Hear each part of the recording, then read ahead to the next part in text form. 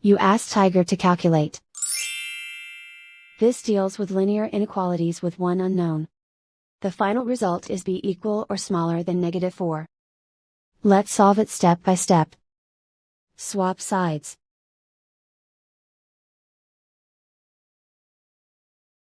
Group all constants on the right side of the inequality.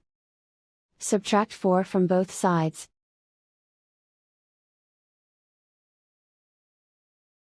Group like terms.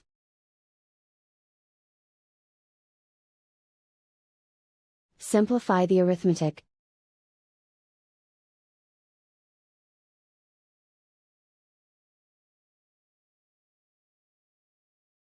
Convert the b into a positive number. Multiply both sides by -1. Whenever you multiply or divide by a negative, reverse the inequality sign.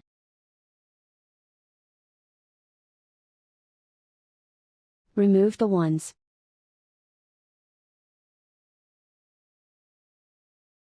Simplify the arithmetic.